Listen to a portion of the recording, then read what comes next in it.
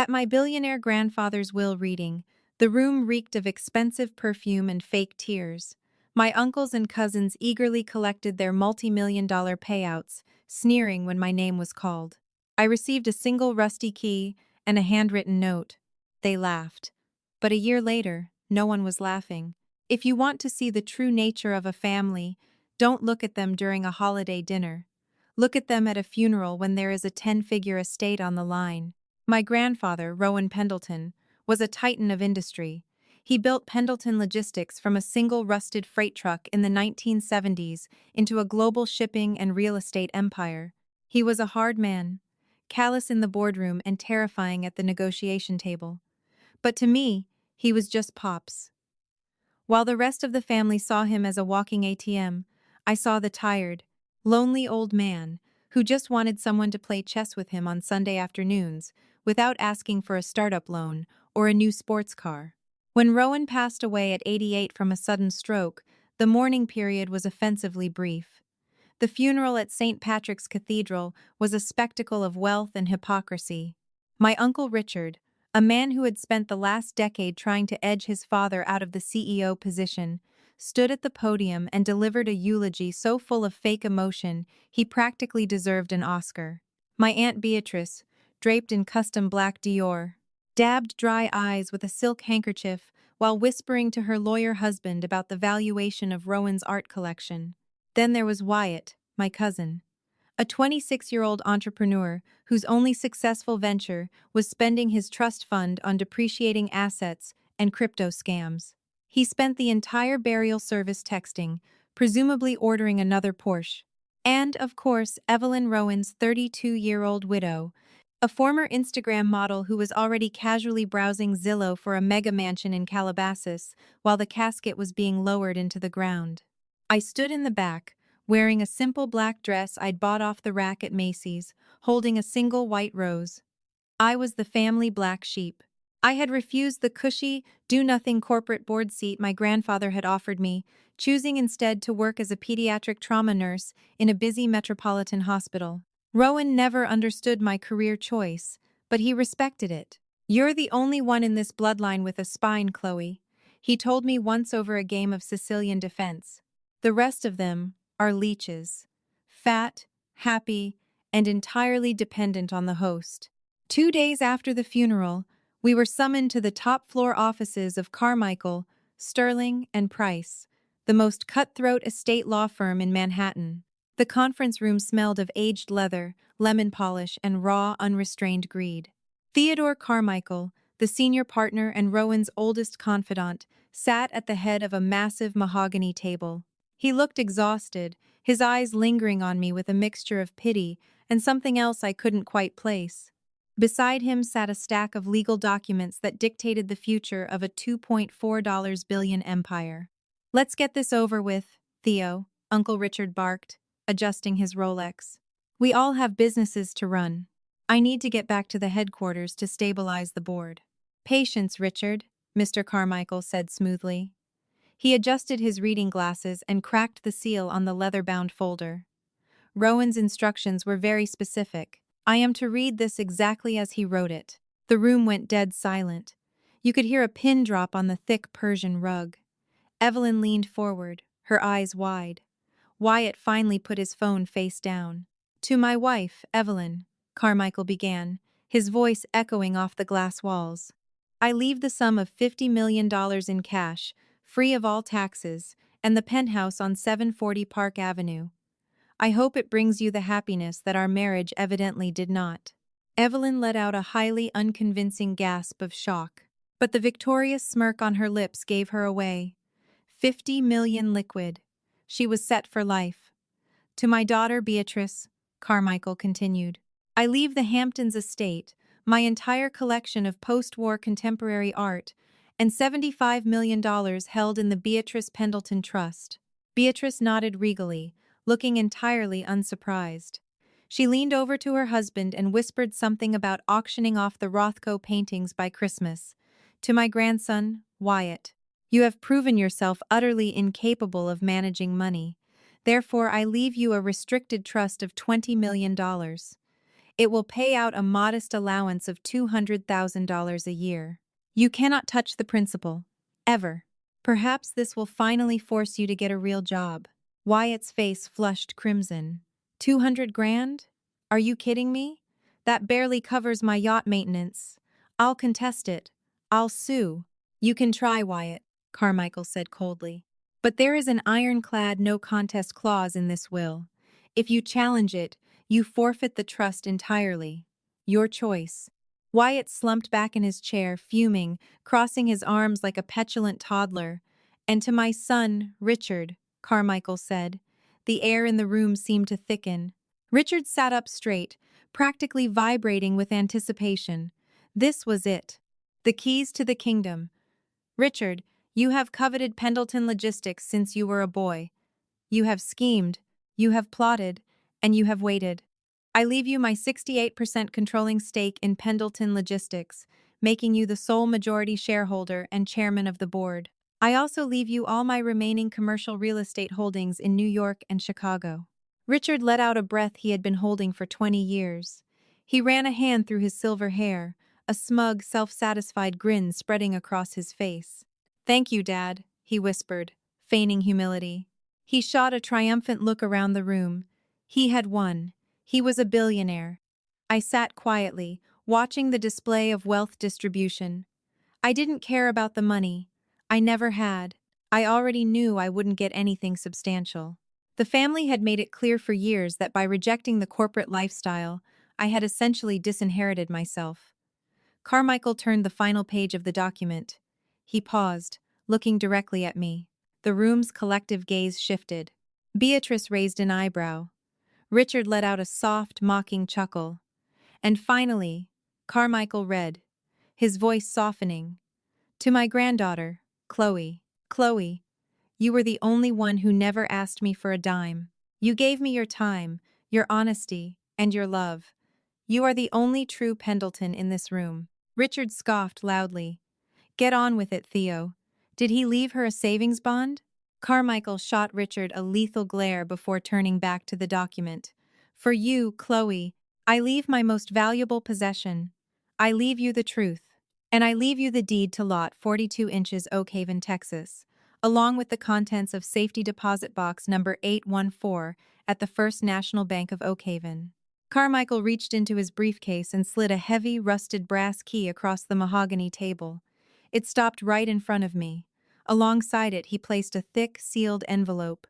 The room erupted into laughter. Real, genuine, malicious laughter. Oak Haven, Texas? Wyatt wheezed, wiping a tear from his eye. Isn't that a ghost town?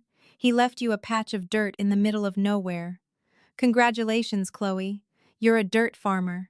Aunt Beatrice covered her mouth, trying to suppress a giggle. Oh, Chloe, darling, I'm so sorry. Truly. If you ever need help with rent, you just let my assistant know, okay? Uncle Richard stood up, buttoning his bespoke suit jacket.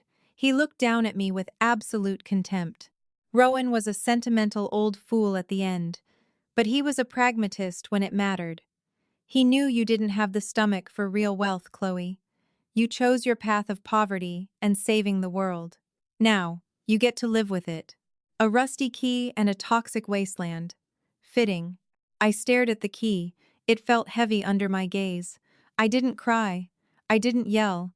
I just picked up the key and the envelope, put them in my purse, and stood up. Enjoy your billions, I said quietly, looking Richard dead in the eye. I hope it brings you everything you deserve. I walked out of the law firm with my head held high, ignoring their continued laughter echoing down the hallway. When I got to my small apartment in Brooklyn, I finally opened the envelope Carmichael had given me. Inside was a handwritten letter from my grandfather, dated exactly 3 weeks before his stroke. My dearest Chloe, if you are reading this, the vultures are currently celebrating. Let them feast. They think they have won the lottery. They think I am a senile old fool who finally gave them what they wanted. They have no idea what is coming. I built my empire with blood, sweat, and a moral flexibility that I deeply regret. But I am not blind. Over the last 5 years, I have watched your Uncle Richard destroy my company from the inside. He thought he was clever. He thought I didn't know about the offshore accounts in the Cayman Islands, the inflated contracts, the systemic tax fraud he committed using Pendleton Logistics as a shield. He thought he was embezzling my money. In reality, I was letting him dig his own grave. He wanted the company. He has it.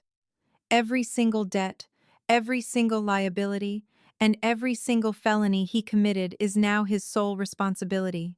As for Beatrice and Wyatt, their trusts are tied directly to the stock performance of Pendleton Logistics.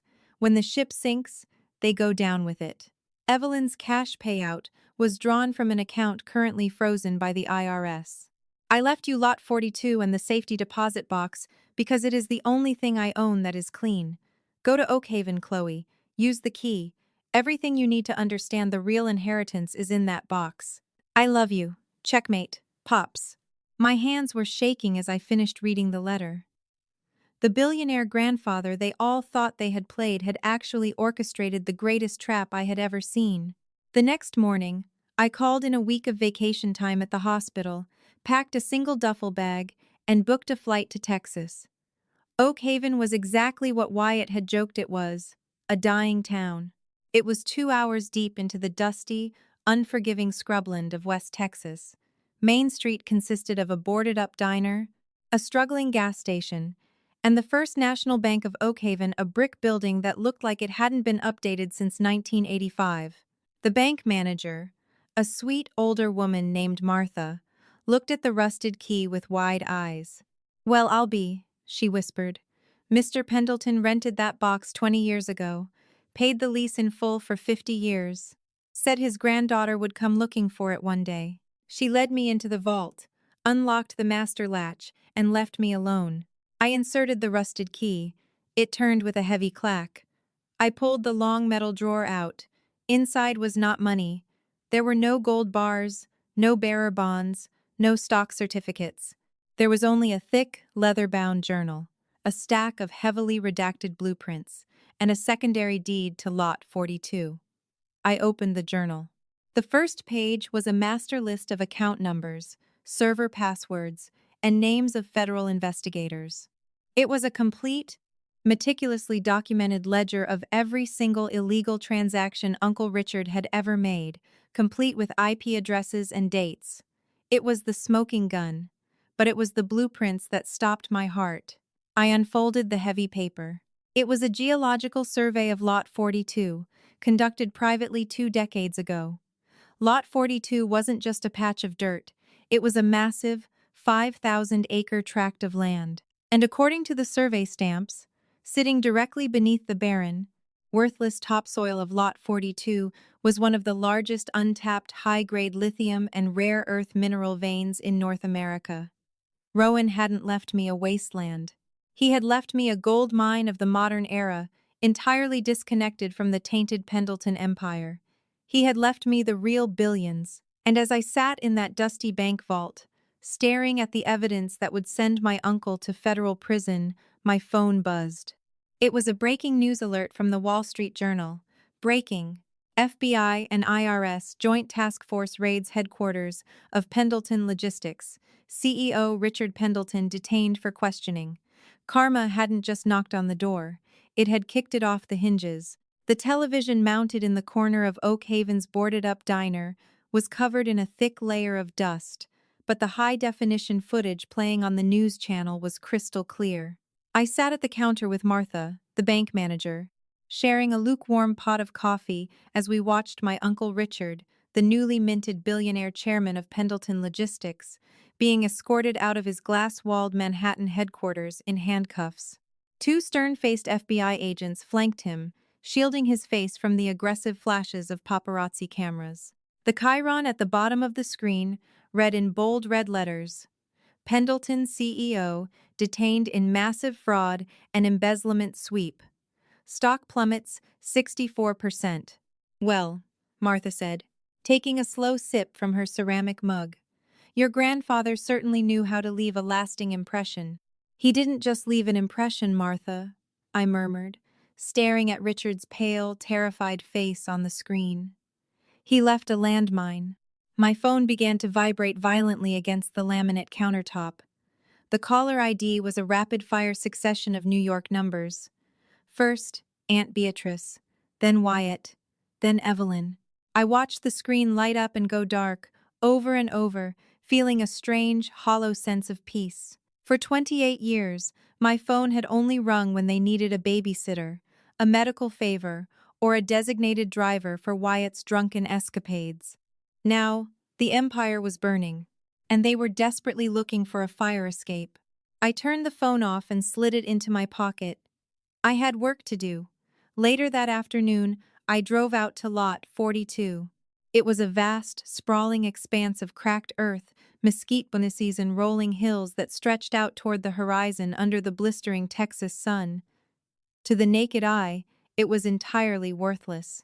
But with the blueprints from my grandfather's safety deposit box spread across the hood of my rental car, the landscape transformed. I dialed the private number Theodore Carmichael had given me in a sealed envelope marked, "For after." It rang twice before the lawyer picked up. "Chloe," Carmichael said, his voice completely devoid of the exhaustion he had shown at the will reading. He sounded sharp, alert, and deeply satisfied. "I take it you've opened the box?" "I'm standing on a multi-billion-dollar lithium deposit, Mr. Carmichael," I said, "and I'm watching my uncle do a perp walk on CNN. How much of this did you know?" "I drafted the blueprints and the trap, Chloe," he chuckled warmly. "Rowan and I spent the last 3 years setting this up." He wanted to ensure that the rot in Pendleton logistics didn't infect the one good thing he had left you. He isolated the legal liability entirely onto Richard. As for the others, their greed was their own undoing. They tied their trusts to the company stock. By tomorrow morning, that stock will be worth pennies. "What do I do now?" I asked, looking out over the scrubland. "Now, you build," Carmichael replied. "I've taken the liberty of contacting Harrison Caldwell, the CEO of Apex Minerals in Denver. He's a straight shooter, entirely ethical, and an old friend of your grandfather's. He's flying a geological survey team to Oakhaven tomorrow morning. Do not sign anything until I review it, but Harrison will help you get the mining operation off the ground. Welcome to the major leagues, Miss Pendleton." Over the next 3 months, my life became a whirlwind of NDAs, soil samples, and venture capital meetings. Harrison Caldwell proved to be exactly the mentor Rowan intended him to be. The initial core samples came back better than the 20-year-old blueprints had predicted. The vein wasn't just lithium, it was rich in cobalt and rare earth elements crucial for electric vehicle batteries. The estimated valuation of the unmined land sat comfortably at $4.2 billion. I incorporated a new holding company, Rowan's Legacy LLC, ensuring that my name and my grandfather's true wealth was legally walled off from the radioactive fallout of Pendleton logistics. Meanwhile, the news out of New York was a masterclass in catastrophic karma. Richard was denied bail. Deemed a flight risk due to the offshore Cayman accounts, the FBI had found the exact accounts detailed in the journal. I had anonymously mailed to the Department of Justice. He was facing a minimum of 25 years in federal prison. Aunt Beatrice's world collapsed in a matter of weeks. The SEC froze her trust fund, citing that the initial capital was seeded with embezzled company money. Her husband, a corporate lawyer who valued his reputation above all else, promptly filed for divorce, leaving her with massive legal bills and forcing her to auction off her designer wardrobe just to keep the lights on in a rented condo. Wyatt, stripped of his $200,000 allowance, had his beloved Porsches repossessed one by one. I heard through the grapevine that he was currently sleeping on a friend's couch and trying, unsuccessfully, to become a crypto influencer on TikTok. And Evelyn? The $50 million in cash Rowan had left her was drawn from an account that was heavily leveraged against Pendleton Logistics commercial real estate. When the feds seized the properties, the bank seized her account. She was evicted from the 740 Park Avenue penthouse and was last seen trying to sell her story to a tabloid magazine. They were ruined, but the universe wasn't quite done with them yet. The secret of Oakhaven couldn't stay hidden forever. 6 months after the funeral, the Wall Street Journal ran a front-page Sunday exclusive. The headline was impossible to ignore. "The real Pendleton heir. how a Brooklyn nurse inherited a ghost town and uncovered a $4 billion lithium fortune. The article detailed the collapse of Pendleton Logistics and contrasted it with the meteoric rise of Rowan's Legacy LLC. It featured a photo of me standing on Lot 42, wearing a hard hat and steel-toed boots, pointing out the site of the new, eco-conscious extraction facility we were building. The facility was bringing hundreds of high-paying jobs to Oak Haven, revitalizing the town exactly as Rowan had hoped. The morning the article dropped, I was back in New York. I had returned to finalize the philanthropic trust I was establishing, a $50 million fund dedicated to the pediatric trauma ward where I used to work. I was sitting in Theodore Carmichael's plush office, signing the endowment paperwork, when his secretary burst through the heavy oak doors, looking flustered. "Mr. Carmichael, I'm so sorry, but they forced their way past security." Before she could finish, the doors violently swung open. There they were, the vultures, but they looked entirely different than they had 6 months ago. The bespoke suits and Dior dresses were gone. Richard was out on bail, wearing a cheap, ill-fitting gray suit, his face gaunt and deeply lined. Beatrice looked haggard, her roots showing, clutching a knockoff handbag. Wyatt trailed behind them, looking jittery and pale. "Chloe," Richard barked, stepping into the room. He tried to muster his old boardroom authority, but his voice cracked with desperation. "We need to talk.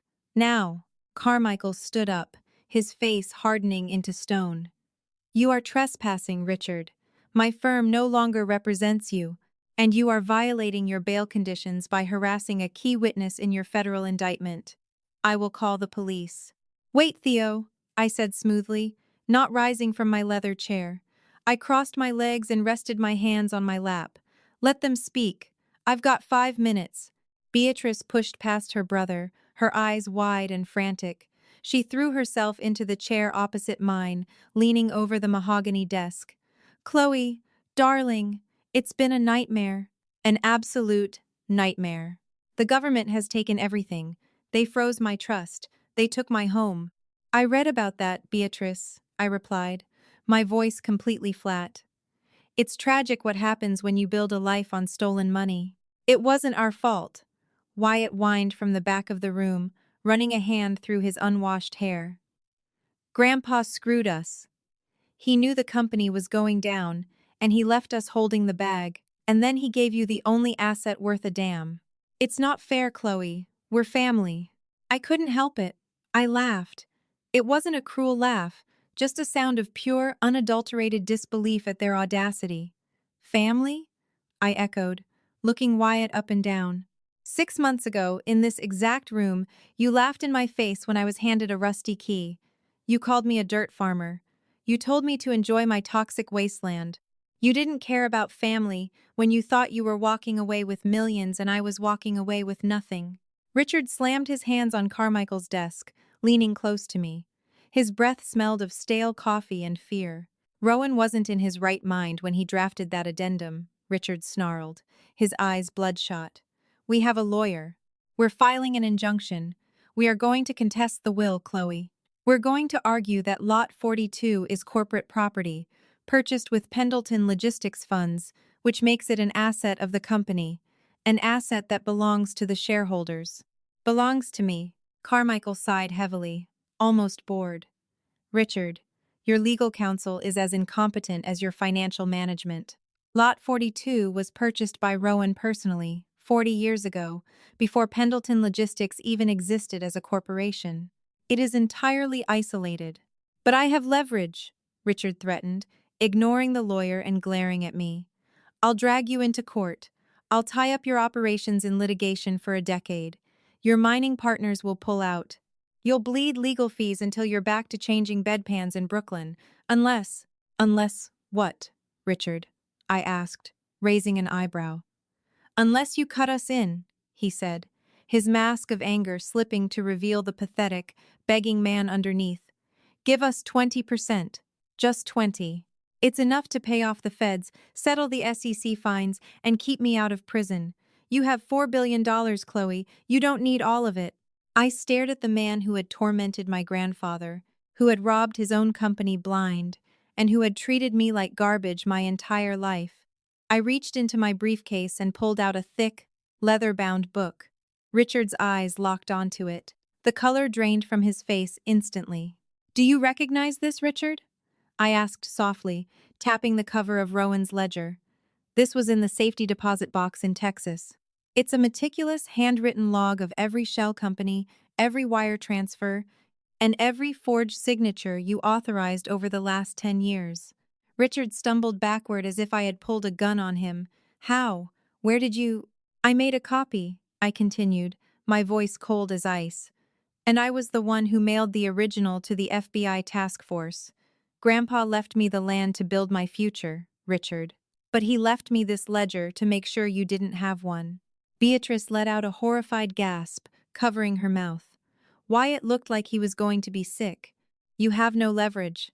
I stood up, buttoning my jacket, suddenly feeling 10 feet tall. "You have no money.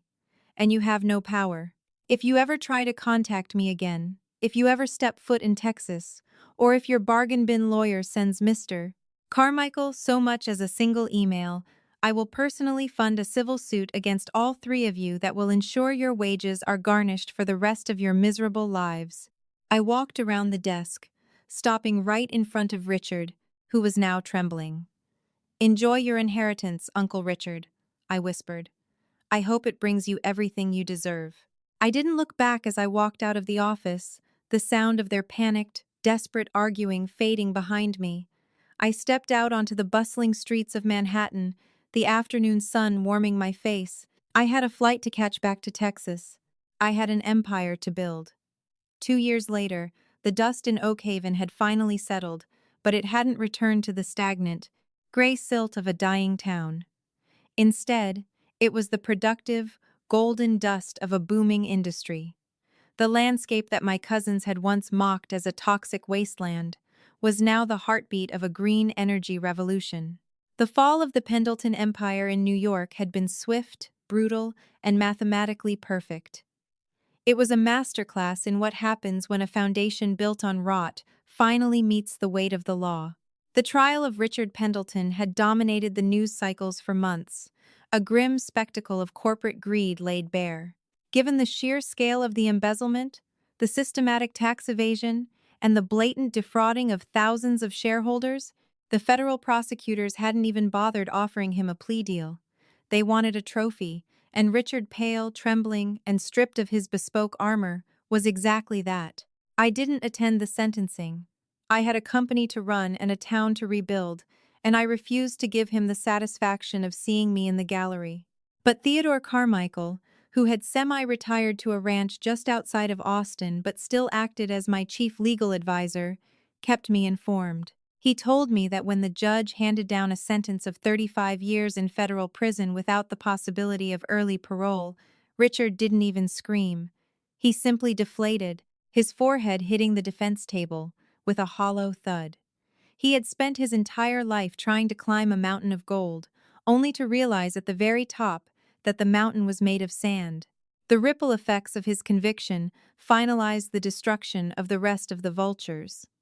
Rowan had known exactly how to pull the thread that would unravel the entire tapestry. Aunt Beatrice, once the reigning queen of Manhattan's Upper East Side, found herself completely ostracized. When the SEC moved to claw back the gifted capital that had seeded her trust fund, proving it was stolen company money, she was left with nothing but the clothes on her back and a mountain of legal debt. The woman who once spent $40,000 on floral arrangements for a single weekend in the Hamptons was now living in a cramped two-bedroom apartment in Queens. She took a job as a receptionist at a mid-tier dental clinic. I heard from an old family acquaintance that she spent her lunch breaks in the break room, loudly regaling confused dental hygienists with stories of her stolen birthright, her fingers still subconsciously twisting a phantom pearl necklace that she'd sold months ago to pay her rent. Evelyn, the young widow, managed to avoid a prison cell by turning state's evidence. She handed over every encrypted message and offshore account detail Richard had ever shared with her in exchange for immunity. However, the IRS was less forgiving. They liquidated her remaining assets to cover the back taxes on Rowan's estate that Richard had tried to hide. Her reputation as a predatory socialite was permanently etched into the digital archives of the internet. Last I heard, she had moved to Miami, desperately trying to reinvent herself as a lifestyle coach while living in a studio apartment above a noisy garage. But the most surprising transformation, the one that would have made Pops chuckle into his scotch, was Wyatt. 6 months after our final confrontation in New York, I received an email from an address I didn't recognize. It wasn't the usual demand for money or a rambling threat about contesting the will. It was a short, shaky plea. Wyatt had been kicked out of his friend's penthouse. His credit score was in the low 400s, and he was staring down the barrel of homelessness. He asked if I could lend him $5,000 to get back on his feet. I didn't send the cash. I knew that for a man like Wyatt, a handout was just a stay of execution for his bad habits. Instead, I sent him a digital bus ticket to Oakhaven and the address of the Rowan's Legacy LLC processing plant. I told him there was an entry-level position open on the logistics dock, loading heavy crates of lithium carbonate. The pay was $22 an hour, and it came with a bunk in the employee housing unit. I truly didn't think he'd show. I figured his ego was too bloated to allow him to sweat for a living. But 3 days later, my site manager called me, sounding baffled. "There's a kid here in a $2,000 Gucci tracksuit and loafers," the manager said. "He says he's here for the dock job. He looks like he's never seen a day of sunlight in his life. Should I send him packing?" "Give him a hard hat and a pair of steel-toed boots," I replied. "And don't give him a single ounce of special treatment." Wyatt survived. It wasn't easy, he complained, for the first 3 months.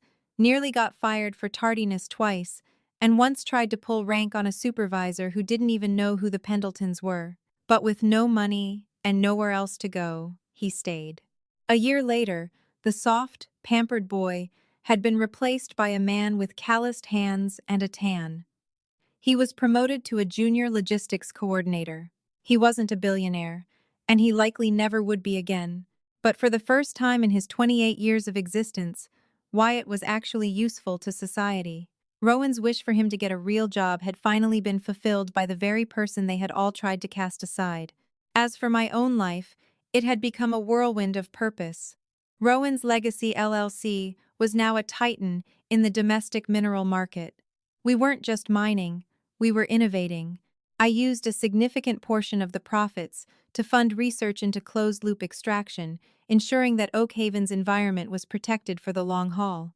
The town itself had undergone a miraculous rebirth. The boarded-up diner was now a bustling cafe, the school had a brand-new STEM lab, and the local economy was thriving. But the moment that truly brought the story full circle didn't happen in a boardroom or a mine. It happened on a crisp October afternoon in Brooklyn. I stood on a podium outside the newly completed Rowan Pendleton Pediatric Trauma Center at the hospital where I used to work. I had donated $150 million to build the wing, a facility that focused on the very thing I had dedicated my life to before the will reading changed everything. The press was there, cameras flashing, expecting a speech about corporate success and billionaire philanthropy. I looked out at the crowd, seeing my former nursing colleagues, people who knew what it was like to work until your feet bled for the sake of a stranger's life. "My grandfather was a man who understood the power of an inheritance," I said, my voice steady in the cool wind. "But he also understood that the most valuable things we leave behind aren't kept in banks or safes. They are the choices we make when no one is looking." He gave me a key to a patch of dirt, and he gave his son the keys to a kingdom.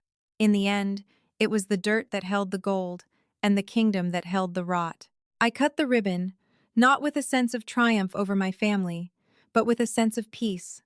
That evening, I returned to the old Pendleton townhouse in Manhattan. I had bought it back from the government after the liquidation of the estate, not out of vanity, but to preserve the study where Pops and I used to play chess.